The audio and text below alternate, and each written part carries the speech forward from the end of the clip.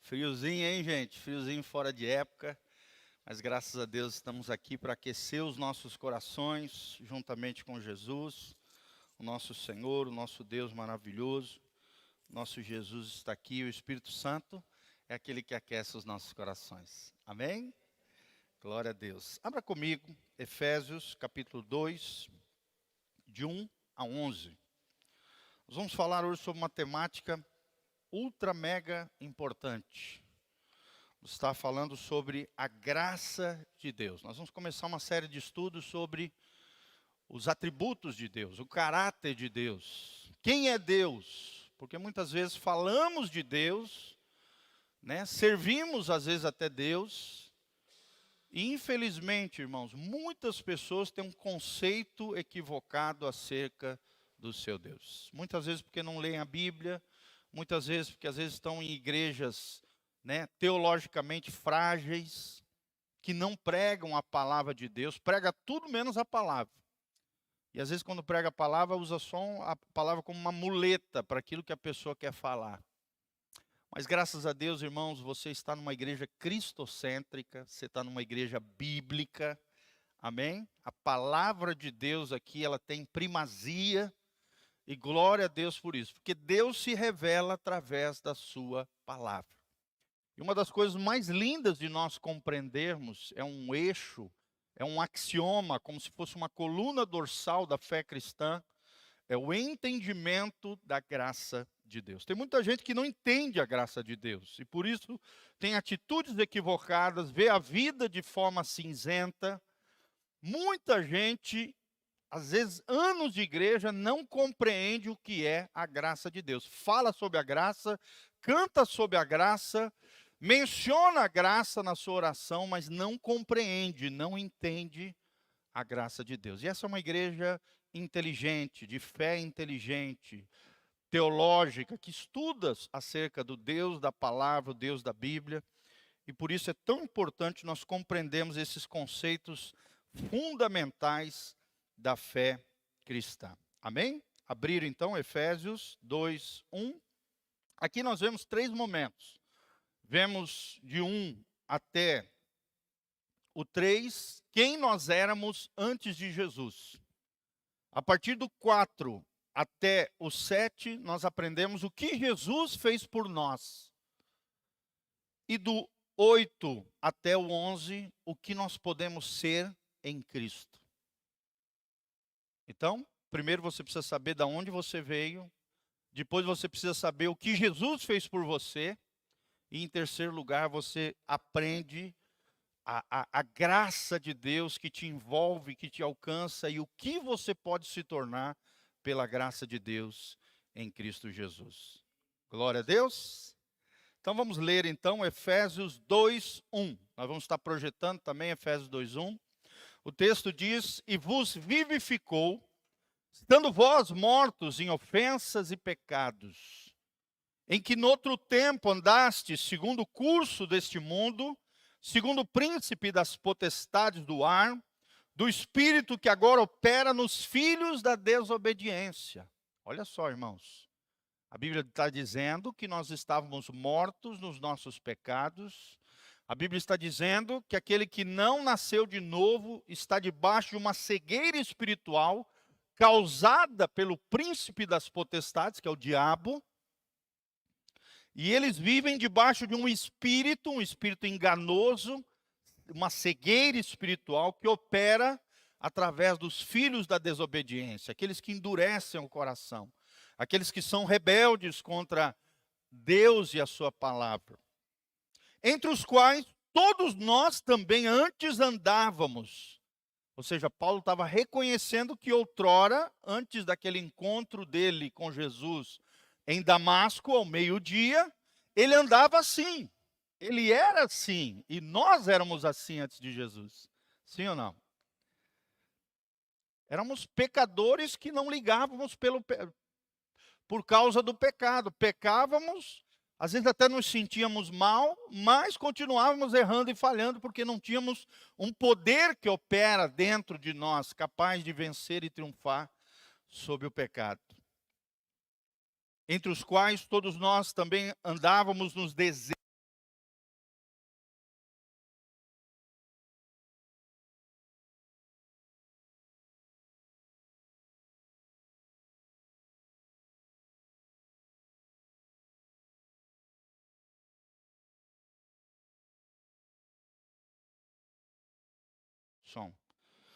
Ou seja, os desejos pecaminosos dominavam a nossa natureza pecaminosa, que é a inclinação do pecado, a inclinação do mal que todos nós temos. Sim ou não, irmãos? Para você pecar, você não precisa fazer força.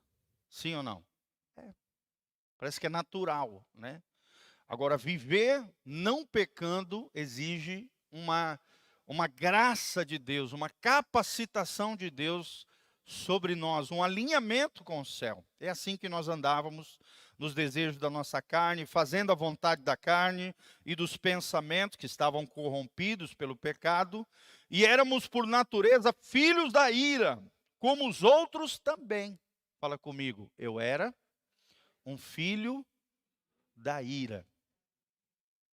Olha só o que nós éramos, filhos da ira. Ou seja, nós estávamos indo na direção do inferno. Enquanto tínhamos esse coração rebelde, duro, desobediente, debaixo dessa cegueira enganosa do diabo. Mas aí vem o versículo 4, e é sobre isso que nós vamos falar nessa noite. Preste atenção o que diz o texto sagrado. Mas Deus, que é riquíssimo em misericórdia, pelo seu muito amor com que nos amou, fala comigo, Deus me amou. Vira para o irmãozinho que está do seu lado e fala, Deus te amou. Irmãos, e esse amor de Deus faz toda a diferença na nossa vida. Sim ou não? Quando a misericórdia e o amor de Deus nos alcança, tudo muda quando Jesus entra na nossa vida, na nossa casa, na nossa família, no nosso coração. Deus, que é riquíssimo em misericórdia, pelo seu muito amor, com que nos amou, estando nós ainda mortos em nossas ofensas, pecados, nos vivificou juntamente com Cristo, pela graça sois salvos. Aleluia! Quem pode dar um glória a Deus, falar pela graça eu sou salvo. Glória a Deus, irmãos, é pela graça. Olha que coisa linda. Deus te deu vida, você que estava morto, foi trazido à vida novamente, Deus te trouxe à vida, Ele te vivificou juntamente com Cristo, através do poder do Cristo ressurreto que opera em nós, o poder do Espírito Santo. E nos ressuscitou, juntamente com Ele quem? Cristo. E nos fez assentar nos lugares celestiais em Cristo Jesus. Olha que coisa linda, lá o salmista diz que Deus nos tira de um lamaçal de pecado, de charco, de sujeira, e nos lava e nos faz assentar com príncipes, num lugar de honra. Olha só, Deus te tira de uma posição de desgraça, de condenação, de deteriorização, de ruína, e te conduz a um lugar de glória, de graça, de bênção, de honra. Versículo 8, porque pela graça sois salvos, por meio da fé. E isto não vem de vós, é dom de Deus. Não é você que produz, não é você que conquista, é um dom de Deus. Não vem das obras, ou seja, daquilo que eu faço para Deus, para que ninguém se glorie diante de Deus.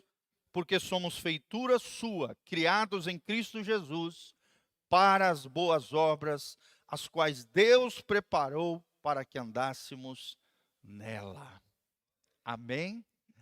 Fala assim, eu sou salvo pela graça, não é por obras, para que eu não possa me orgulhar diante de Deus. Olha que coisa linda, a graça é isso, é Deus fazendo tudo por nós, e nós apenas respondendo essa graça, esse dom, esse presente recebido. Quem gosta de receber presente aí? Levanta a mão. É o que Deus fez por você. Deus te deu de presente o maior dentre os presentes que o ser humano pode receber. a salvação, a vida eterna, através de Jesus de Nazaré. Mas para receber esse presente existe uma condição: a fé. A fé é o braço estendido de um mendigo espiritual que se coloca diante do rei, recebendo do rei o pão da vida. A fé é o braço. Eu quero, rei. Eu quero esse pão da vida. Eu quero a vida eterna. Eu quero a salvação. Mas esse mendigo espiritual, eu e você que estávamos mortos nos nossos pecados e delitos, precisamos ir na direção do rei e receber desse rei vida, graça e glória sobre nós. Amém, irmãos? Essa é a graça de Deus. Fala comigo, a graça de Deus. Então espero de alguma maneira, através do estudo de hoje, te levar a compreender o que é a graça de Deus. A W. Pink, um grande teólogo cristão, ele diz que a graça é a única fonte da qual fluem a boa vontade, o amor e a salvação de Deus para o seu povo. Olha que coisa linda. A graça revela a boa vontade de Deus. O que lá em Efésios é chamado de benevolência, beneplácito da sua vontade. Revela também o amor extraordinário de Deus por mim e para você. Revela a salvação de Deus que é alcançada ao seu povo através da pessoa bendita de Jesus. Um outro teólogo, Abraham Bolt, ele diz que a graça é o livre, absoluto e eterno favor de Deus, manifesto nas concessões de bênçãos espirituais a culpados e indignos. Olha só, a culpados e indignos. Amém? Fala aqui de bênçãos espirituais que Deus dá para mim e para você, de forma livre, de forma absoluta, mostrando o eterno favor de Deus com a sua vida e com a minha vida. A graça não pode ser comprada. A graça não pode ser obtida. A graça não pode ser conquistada pela criatura. Ela é um dom de Deus. É um presente de Deus. Flui de Deus na nossa direção. A graça também sempre está em oposição a obras e merecimento. E aqui quebra as nossas pernas. Porque a gente sempre quer fazer alguma coisa para conquistar a salvação. Sempre a gente quer fazer alguma coisa para alcançar o favor de Deus. Irmão, você não precisa fazer nada, a não ser confiar, crer e se render a esse amor extraordinário de Deus. Amém? Não é por aquilo que fazemos, é por aquilo que Ele fez por nós. Então não é por merecimento, não é por obras. Obras aqui fala de feitos humanos capazes, ou que o ser humano acha que ele pode fazer para conquistar a salvação. Não. A Bíblia diz aqui no versículo 10 que nós fomos criados em Cristo Jesus para fazer boas obras. Amém? Fazer coisas boas. Eu falo o tempo todo isso nos devocionais, né? O livro de Provérbios o tempo todo fala que nós temos que trilhar o caminho do bem. Temos que fazer, último devocional, eu falei sobre a fidelidade e a beneficência, ou seja, fazer o bem para outros. Eu falo direto sobre a bondade, ou seja, revelarmos através de atitudes e comportamentos a bondade de Deus derramada nos nossos corações através de atitudes boas. A benignidade, que significa querer o bem do outro e não o mal. Fala comigo, bondade, benignidade, beneficência.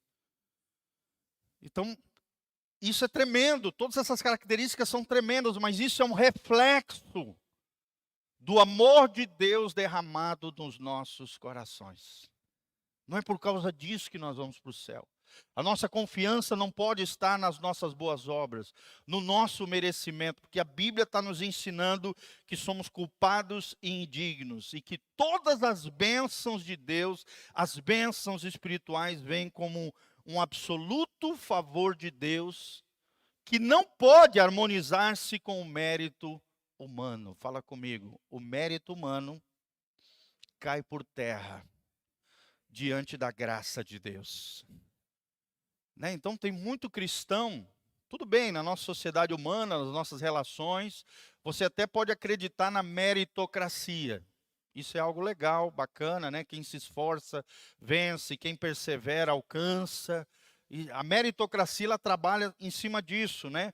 Quem se esforça, quem se esmera, quem estuda, quem se empenha, alcança. Só que no reino de Deus não existe meritocracia humana. É graça de Deus para mim e para você. Amém? Não é aquilo que eu fiz, é aquilo que Ele fez em favor de mim. Eu só preciso crer, confiar, me render e entregar nos seus braços amorosos de amor. Glória a Deus. Soren Kierkegaard, um grande filósofo dinamarquês, ele diz assim, que existe o salto da fé.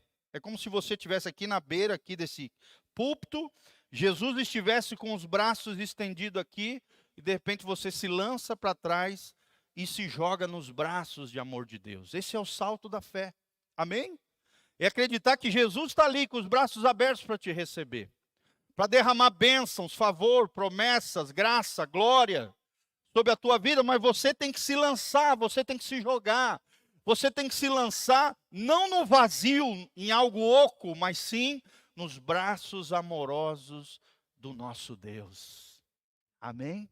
Olha o que nós lemos no versículo 4. Mas Deus, sendo rico em graça e misericórdia, com o seu amor, nos deu vida.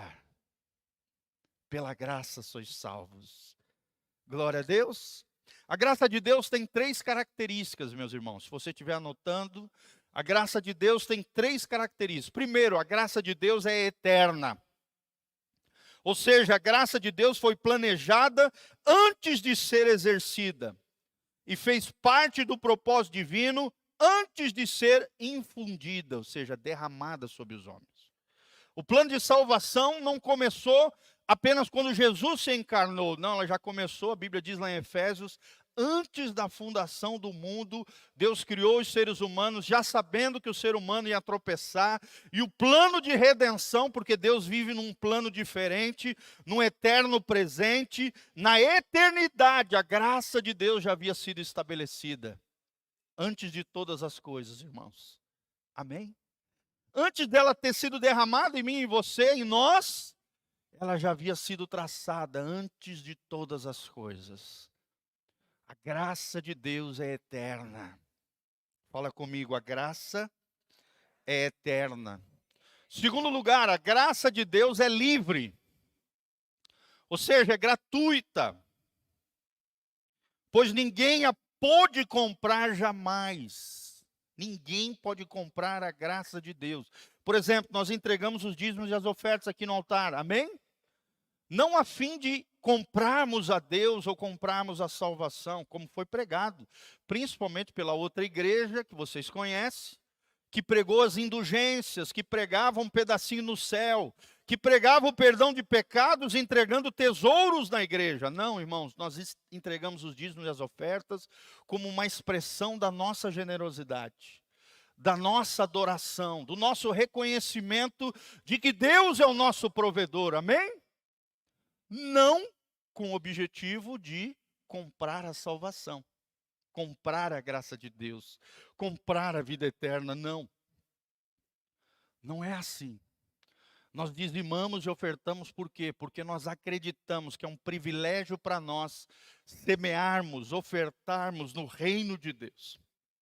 Para que também possamos usufruir de toda essa estrutura que a igreja oferece. Estrutura, né, de assistir os cultos online para quem está longe, ar-condicionado, as cadeiras, os banheiros, toda essa estrutura tem um custo. Deus não precisa do nosso dinheiro, mas o reino de Deus, as igrejas cristãs, as comunidades de fé necessitam, porque nós estamos inseridos numa sociedade que envolve recursos. Sim ou não, irmãos? Sim. Então você, com entendimento espiritual, sabendo que é por graça, por amor a Deus, como uma expressão da sua adoração, você entrega os dízimos e as ofertas, mas não com o intuito de comprar a graça de Deus. Fala comigo, a graça é livre, a graça é gratuita. ninguém a pôde comprar jamais. Ninguém consegue comprar a salvação. Amém? Terceiro lugar, a graça de Deus é soberana. Soberania. Nós vamos falar em outro momento sobre a soberania de Deus. Isso aqui é tremendo, é entender que Deus é o Rei dos reis, é o Senhor dos senhores, Ele faz o que Ele quer.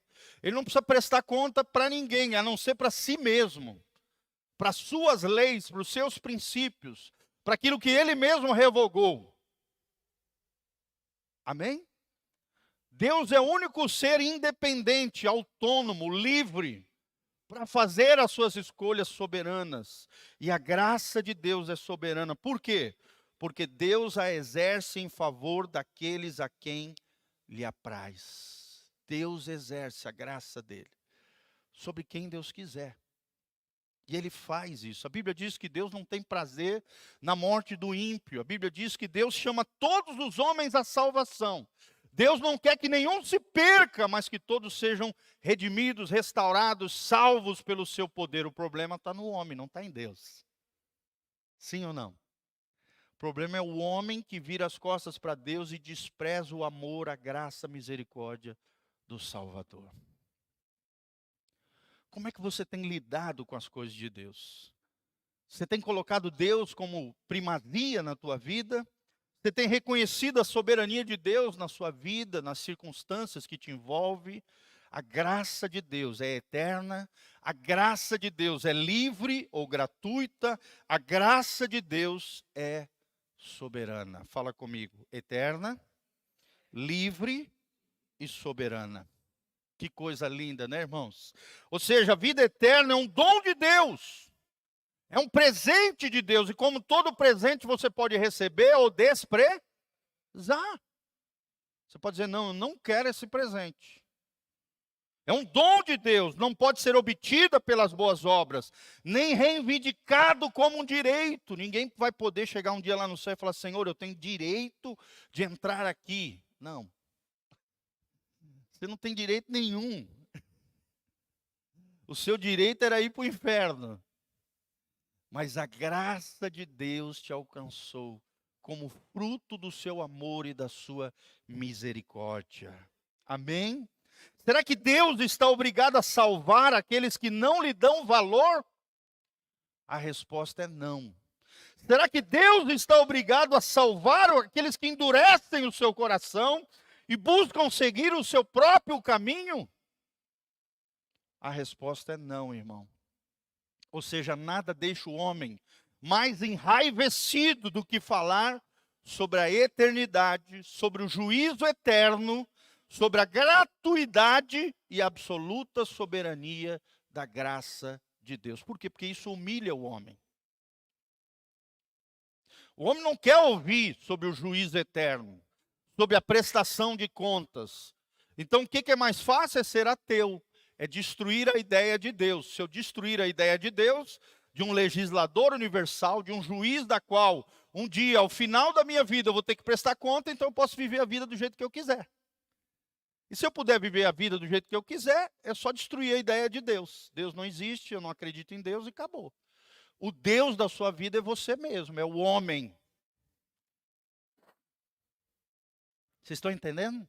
O ímpio odeia quando você fala sobre Deus, sobre a eternidade, sobre a vida eterna, sobre a graça de Deus, sobre o juízo eterno, então, nem se fala.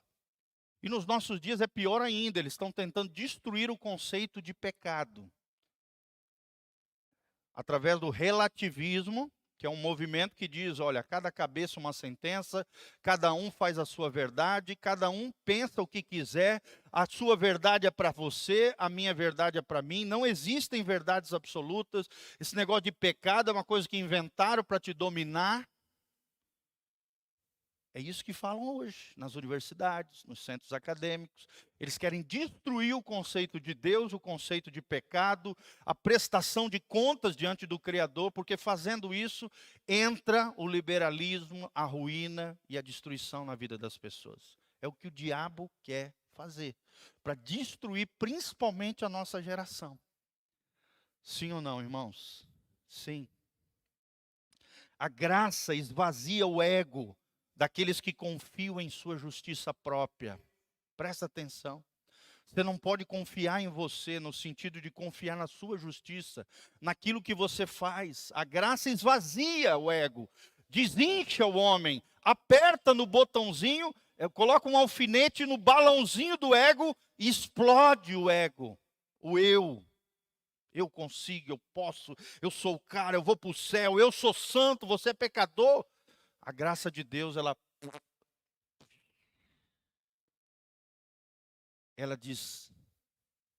destrói o ego humano, ela coloca o ego aos pés da cruz. Amém? Fala assim, que o meu ego, que o meu eu, seja quebrantado aos pés da cruz. A graça provoca acalorados protestos dos rebeldes arrogantes. Eles detestam falar sobre esse assunto. Eles criam N situações para não ouvir sobre a graça de Deus. Foi a graça de Deus, meus irmãos, que separou Abraão dos idólatras lá de Ur dos caldeus e transformou Abraão no amigo de Deus, num pai de multidões, alguém que era incapaz de gerar filhos, que recebeu uma promessa de Deus aos 75 anos de idade e que recebeu essa promessa vívida na sua vida aos 100 anos de idade. Se tornou amigo de Deus, se tornou pai de multidões, se tornou o nosso pai da fé. Amém? Coloca a mãozinha no seu coração, fala comigo, a graça de Deus me transforma em alguém que eu ainda não era, mas que pela graça de Deus, eu serei em nome de Jesus. Amém? Talvez você olhe para você e ainda você não é aquilo que você deseja ser. Mas a graça de Deus é capaz de transformar você naquilo que você foi projetado dentro do coração de Deus. Gente, isso é lindo. Isso é maravilhoso. É a graça de Deus nos transformando. Foi a graça de Deus que transformou Saulo, um cruel e sanguinário, com seu zelo sem entendimento religioso, em Paulo, o apóstolo amado das igrejas e de Cristo. Olha que coisa linda. Um cara que tinha raiva de crente, era cruel, era sanguinário, é transformado em um homem amável. Um homem que fundou dezenas de igrejas no seu tempo. A graça de Deus transformando o vil pecador num santo regenerado. Amém? Fala comigo. Eu era um vil pecador, mas pela graça de Deus, hoje eu sou um santo regenerado. Glória a Deus, irmãos. Isso é lindo. Isso é coisa tremenda. Você era um vil pecador, hoje você é um santo regenerado. Paulo foi admitido na santa comunhão dos profetas. Olha só, um assassino, um cara que prendia as pessoas, jogava nas cárceres, separava a família, martirizava pessoas. No dia da morte de Estevão, o primeiro dos mártires da igreja, está lá em Atos capítulo 6 e 7. Você vê ali Paulo recebendo as vestimentas de Estevão, ou seja, Paulo era o responsável, provavelmente, junto ao sinédrio, os principais religiosos daquela época, de ver aquela execução e de mobilizar as pessoas para apedrejarem Estevão. E com certeza ali ele foi impactado com aquele testemunho glorioso de um homem que, mesmo sendo apedrejado, disse: Pai, perdoa eles porque eles não sabem o que estão fazendo. A Bíblia diz que Estevão, quando estava sendo apedrejado, ele viu os céus abertos e viu o Filho de Deus assentado à direita de Deus Pai. Que coisa gloriosa, irmãos. Imagina, no momento da sua morte, ele teve uma visão celestial do Cristo ressurreto, sentado à direita de Deus Pai. Quem capacitou Estevão a receber aquelas pedradas e não ficar com raiva, com ódio, com ressentimento, mas pelo contrário ainda liberar perdão sobre os seus cruéis assassinos?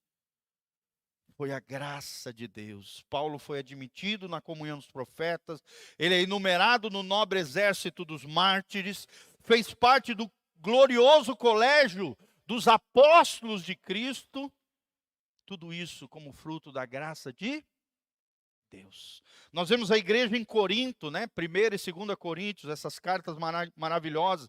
Corinto era uma igreja que tinha conflitos terríveis, imoralidade, carnalidade, injustiças, coisas abomináveis ali do ponto de vista de Deus.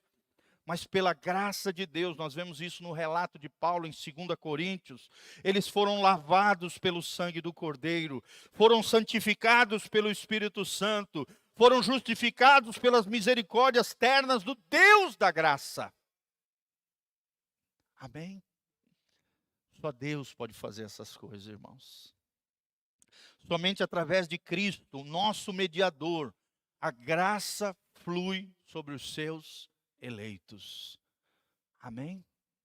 Fala comigo que a graça de Deus flua no meu coração. Meu irmão, que você seja um canal da graça de Deus em favor de outras pessoas. Deus não te chamou para ficar condenando os outros. Deus não te chamou para ficar apontando o dedo para os pecadores. Não. Deus não te chamou para ficar falando mal dos outros, fofocando a vida alheia. Não. Quem entende a graça de Deus não perde tempo com essas besteiras. Não fica falando da vida dos outros, porque olha para dentro de si, já vê pecado suficiente para lidar. E toda pessoa graciosa, onde a graça de Deus flui, ela é cheia de misericórdia, ela é cheia de graça. Quando ela vê alguém aprontando, errando, ela não fica fofocando, falando, apontando o dedo, condenando. Pelo contrário, ela dobra o joelho e intercede, ela vai na direção da pessoa, tenta ajudar no sentido de resgatar aquela pessoa. Porque a graça de Deus está fluindo no seu coração. Ela entende que também ela é pecadora. Ela entende que se não fosse Jesus, ela estaria ferrada, condenada. A graça e a verdade foram plenamente reveladas e exemplificadas quando Cristo veio à terra e morreu na cruz pelo seu povo. Amém? Não existe expressão mais gloriosa, mais extraordinária do que a cruz de Cristo, como um monumento da graça de Deus. Irmãos, há uma semana atrás eu tive o privilégio de ir no jardim, onde Jesus foi sepultado e ressuscitou, e do lado do jardim tem a montanha, onde provavelmente Jesus foi sepultado, foi crucificado, o Gólgota. É um do ladinho do outro. Irmãos, que tremenda a unção daquele lugar, que coisa gloriosa, que coisa tremenda ver aquela montanha onde Cristo foi crucificado por amor a nós, irmãos.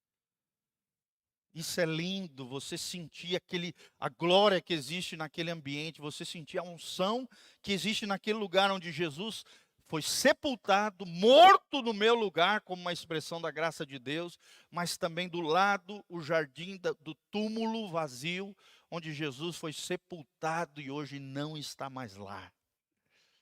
Porque ele ressuscitou. Fala comigo, meu Jesus ressuscitou.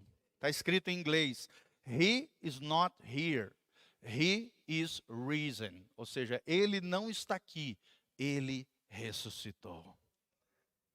Aleluia.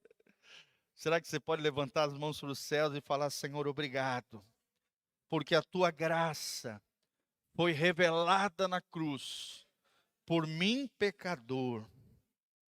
Glória a Deus, a graça de Deus é proclamada através do Evangelho. O Evangelho significa, a palavra no original é evangelion, significa as boas novas, as boas notícias do Cristo que morreu na cruz por causa dos nossos pecados. A boa notícia de que Jesus ressuscitou e agora eu e você temos vida eterna nele. Uma nova vida, um novo tempo, uma nova dispensação. Amém? Será que você tem vivido essa nova vida? Será que você tem vivido essa vida ressurreta? poderosa, triunfante, glorificada de Jesus de Nazaré? Irmãos, não há nada no Evangelho para gratificar o orgulho do homem. Pelo contrário, o Evangelho glorifica o tempo todo quem? A Deus. Não há nada no Evangelho que promova o orgulho humano. Mas tudo que o Evangelho prega é a glória de Deus, é pelos méritos dele, é pela obra dele. Nós fomos justificados nele, nós fomos declarados justos e perfeitos não por causa de nós, mas mediante a fé que colocamos nele, é pelos méritos de Jesus. Se não formos salvos pela graça, não seremos salvos de modo nenhum. Ou seja, se você colocar o teu coração no lugar errado, você perde a salvação. Você não vai ter a salvação. Se você colocar a tua fé no pastor, numa igreja, numa denominação, numa religião, né, ou no profeta tal, no homem de Deus tal, ou na mulher de Deus tal, por mais santo que eles sejam, você perde a salvação, porque a salvação, ela tem que ser colocada onde? Na pessoa que derramou graça sobre nós, Jesus de Nazaré. Amém? Por isso, todo o antigo cristão que se decepcionou com a igreja ou com alguma pessoa e por isso abandonou a fé, na verdade, a sua fé estava no lugar errado. Estava na igreja, estava na denominação, estava no pastor, ou no líder tal, no padre tal, no santo tal, no profeta tal, e não em Jesus de Nazaré. Quando a tua fé está centrada em Jesus, nada do que os outros fazem contra você vai abalar a tua fé. Pode até te frustrar, pode até ficar triste, pode até ficar chateado com alguma situação, porque homens e mulheres são falhos. Sim ou não, irmãos? Sim, as pessoas falham conosco. Por isso que a nossa fé não pode estar em pessoas, a não ser na pessoa bendita de Jesus de Nazaré. Amém? Glória a Deus. Cristo é o dom inefável da graça de Deus. Inefável significa incapaz de ser descrito com palavras humanas. Jesus é o dom, ou seja, é um presente tão extraordinário, tão maravilhoso, tão glorioso, que nenhum ser humano consegue descrever com palavras humanas a grandeza do que Jesus representa para nós. Amém? É igual quando Paulo fala sobre o céu, ele fala: irmãos, eu vi a glória inefável, a glória de Deus, o céu. Eu sou incapaz de descrever com palavras humanas aquilo que nos aguarda lá no céu. O estado de todos os homens é desesperador, é irremediável, é sem esperança. Isso eu estou falando dos homens sem Jesus, né? O Evangelho trata os homens como, homens aqui que eu digo é homens e mulheres, seres humanos, como criminosos culpados, como condenados e mortos. É assim que o Evangelho trata conosco. Sim ou não? Está aí, nós lemos em Efésios 2. Vós estáveis mortos nos vossos pecados e transgressões. Ou seja, nós éramos culpados diante de Deus. Condenados. Estávamos trilhando um caminho de morte. O estado desses homens e mulheres sem Deus é desesperador, é irremediável, é sem esperança. A não ser que entre quem? A nossa esperança, a nossa paz. Jesus de Nazaré. Na Bíblia, o moralista mais puro está na mesma condição terrível em que se acha o libertino mais voluptuoso. Olha só. Às vezes você se acha, né, o moralista mais puro. E aqui tem o libertino mais terrível e corrupto que você possa imaginar. A Bíblia coloca os dois no mesmo patamar. Romanos 3 diz: todos pecaram e carecem da graça e da glória de Deus. Por que a gente está se achando melhor do que o outro? A gente não entendeu a graça de Deus ainda. O religioso confesso e zeloso, com todas as suas práticas religiosas, não é melhor do que o mais profano e infiel. Não está nele, não são as suas obras, não é aquilo que ele faz ou deixa de fazer, irmãos. É a graça de Deus. É claro que aqui nós não estamos fazendo uma apologia para uma vida errada. Vocês estão entendendo, né, irmãos? É óbvio, eu já falei, Efésios 2:10, que nós somos criados em Cristo Jesus para as boas obras. Mas essas boas obras não é porque a gente quer conquistar o céu. Não é porque a gente é bonzinho e religioso. Não é porque a gente é da casa na rocha. Não é porque nós somos discípulos do pastor Giovanni, do Rio. Não. Isso é um reflexo da graça de Deus alcançando o meu coração e a minha vida. Amém? A minha fé não está nas práticas religiosas. A minha fé não está na confissão e no zelo. A minha fé não está no moralismo mais puro, não. A minha fé está na graça de Deus e na obra de Jesus.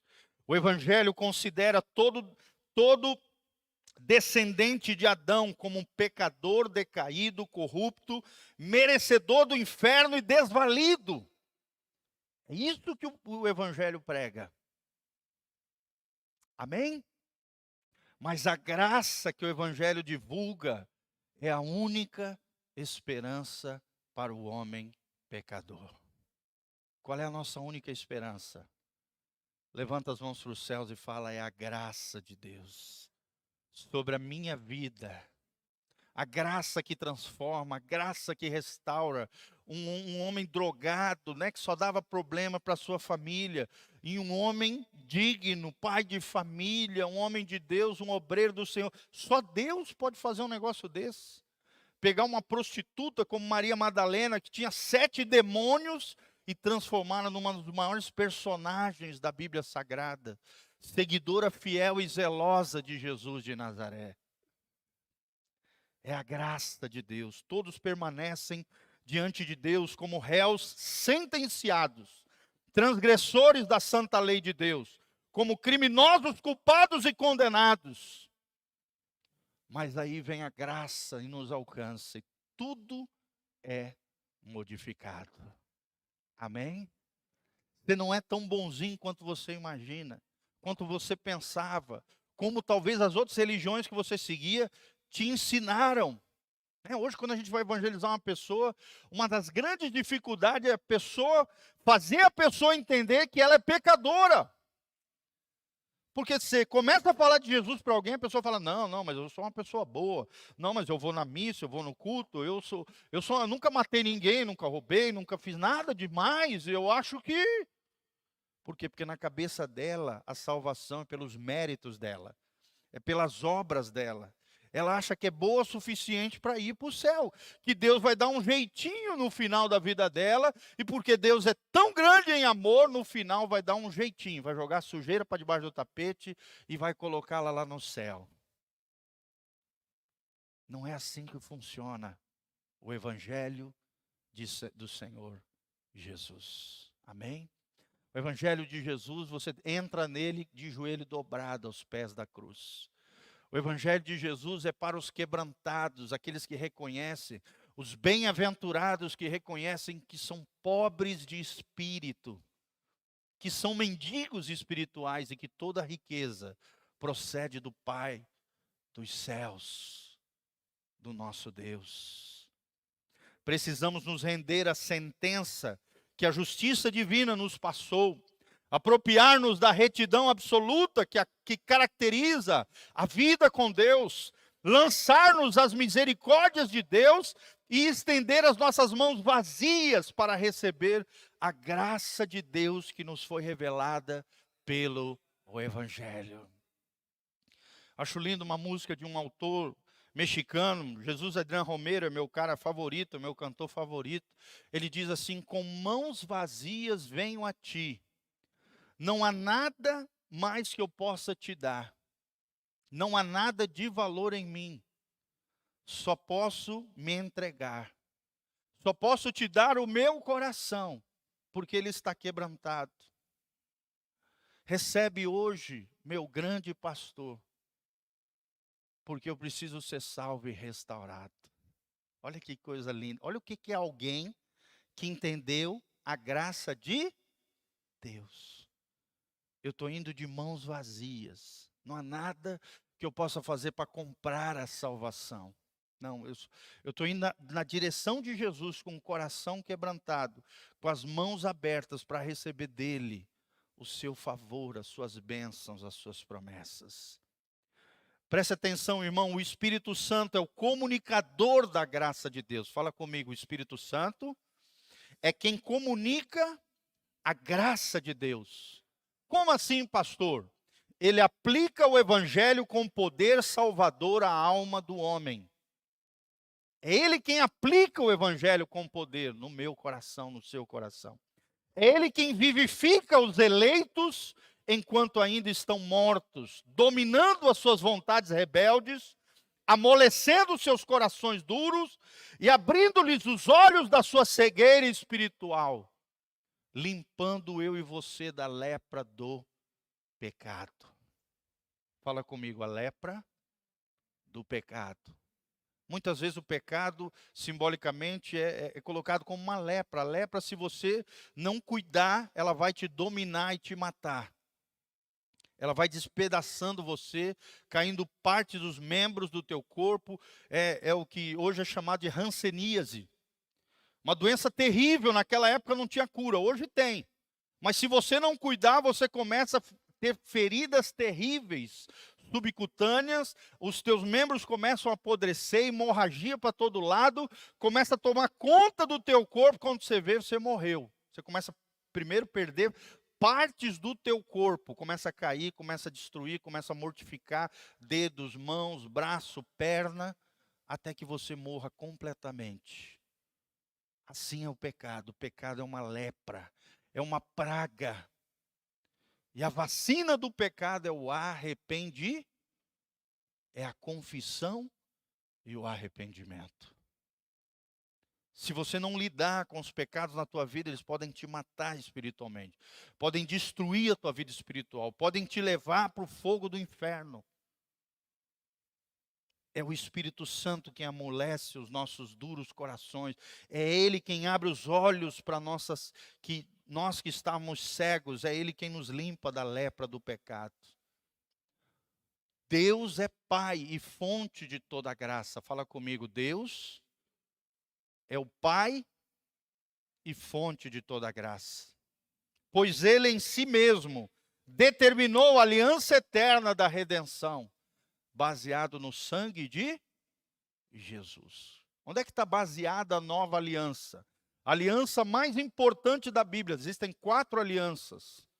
Aliança abrâmica, aliança palestínica e aliança davídica. Mas a 4ª e mais importante aliança é a nova aliança firmada pelo sangue de... Quem foi que traçou esse plano lindo? Quem foi que fez essa obra maravilhosa? Foi Deus, o Pai. Amém? Ele é a fonte de toda a graça. Deus, o Filho, é o único canal dessa graça. E o Evangelho é o divulgador desta graça. Amém? A aliança abrâmica fala de que em ti serão benditas todas as famílias da terra. Ou seja, que através da fé no Deus de Abraão, milhares e milhões e bilhões de pessoas seriam abençoadas mediante a fé no Deus de Abraão. A aliança palestínica promete ao povo de Deus, no milênio, profeticamente falando, a tomada de posse da terra bendita de Israel e de todos os seus redores. Toda a terra será cheia da glória de Deus. Amém? Promete terra para o povo de Deus. Assim como Deus prometeu para Moisés, e o povo de Israel não conseguiu conquistar toda a terra que Deus havia prometido, mas um dia a aliança palestínica vai se concretizar, vai se realizar. Jesus reinará a partir de Sião. Ele será o Rei dos Reis, o Senhor dos Senhores. Reinará toda a terra a partir de Jerusalém com cetro de justiça, com cetro de ferro, de graça e de glória. E nós estaremos reinando com Ele para todo sempre. Levanta suas mãos para os céus e fala: eu recebo uma posição de honra, de graça e de glória, pela graça de Deus, pelos méritos de Jesus. Aleluia. Por isso que nós podemos produzir boas obras, fazer boas coisas, através dessa vida gloriosa, santa, consagrada, dedicada ao Senhor, nós teremos sim recompensas. A salvação é pela fé, é fruto da graça, mas a Bíblia também promete recompensas para aqueles que fizerem coisas extraordinárias, maravilhosas, simples, mas também extraordinárias, com o coração correto para a glória de Deus. Nós receberemos estefanos, que são coroas de glória, prata, pedras preciosas e ouro. Prata significa a redenção de Cristo, a obra da cruz aplicada na sua vida.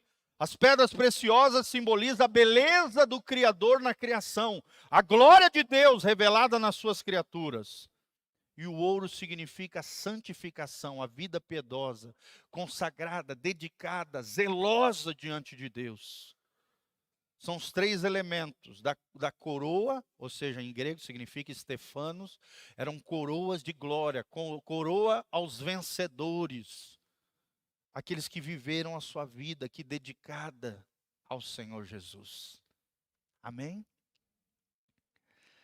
Então, para finalizar, quero terminar com as palavras de G.S. Bishop, um grande teólogo também, homem de Deus.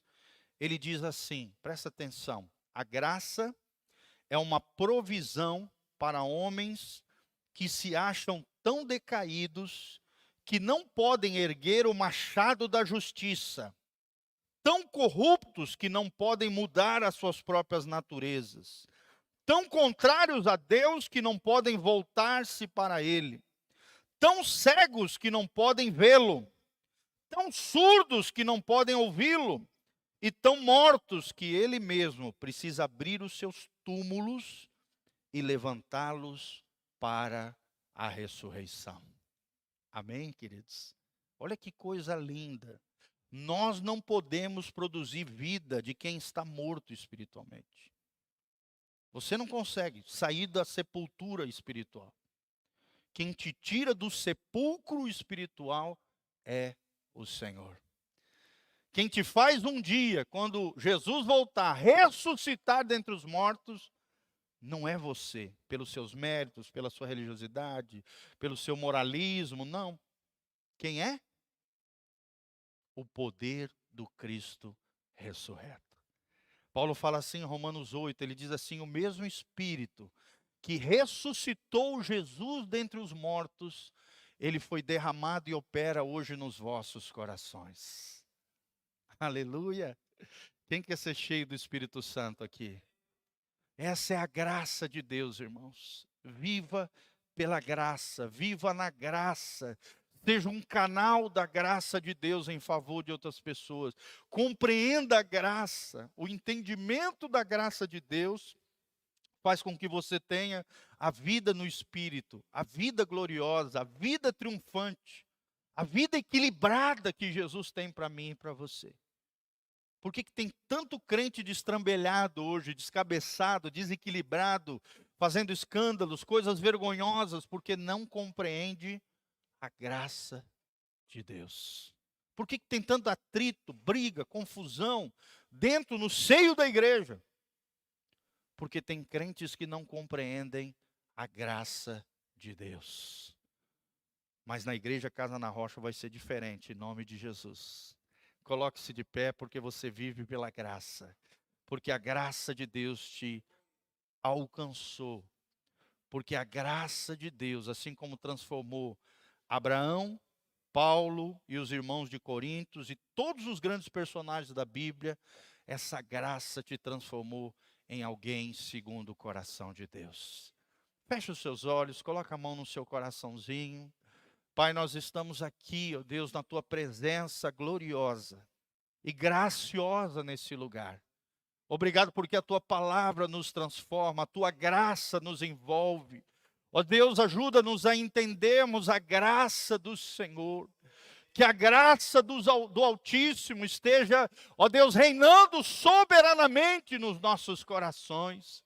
Possamos compreender que não é por causa de méritos humanos, não é por causa da glória nossa, honra nossa, ou por causa das nossas boas obras, não, é pelos méritos de Jesus, é pela obra da cruz, é pela ressurreição de Cristo, que hoje opera em nós através do Espírito Santo. É por Ele, é para Ele, é por meio dEle, são todas as coisas, toda a honra, toda a glória pertence ao Senhor.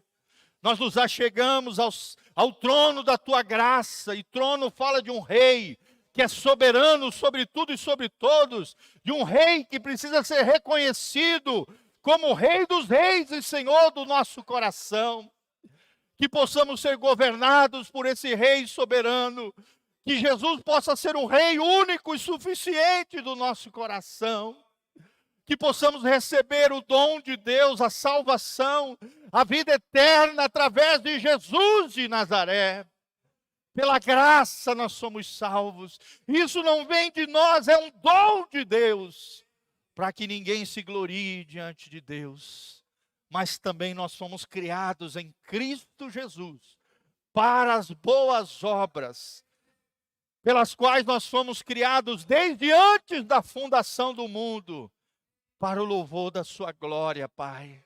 É assim que nós queremos viver, para o louvor da tua glória, que possamos ser canais da tua graça em favor de outros, que as nossas casas, os nossos lares sejam um ambiente de graça, que a tua igreja seja envolvida de graça, que a tua igreja seja cheia do teu amor, da tua compaixão e da tua misericórdia, onde pecadores se acheguem a esse lugar, sejam quebrantados, tratados, curados, restaurados pelo teu poder, vivificados pelo teu Espírito Santo, Pai.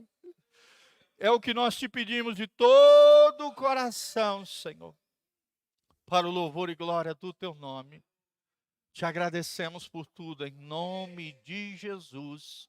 Amém e amém. Levante as tuas mãos para os céus, que o Senhor te abençoe desde Sião, que o Senhor faça resplandecer o seu rosto sobre ti e te encha com a sua paz, que a graça e a paz de Jesus reine soberanamente sobre a tua vida, a tua casa, a tua família, que a graça de Deus te capacite a ter vitória, bênção, prosperidade, o shalom de Deus, a paz que prospere, que o Senhor purifique eu e você, todos nós, com o sangue precioso vertido na cruz do Calvário, e que o Senhor, ó Deus, nos santifique em tudo, o nosso corpo, a nossa alma e o nosso espírito permaneçam íntegros e irrepreensíveis até a volta de Jesus de Nazaré.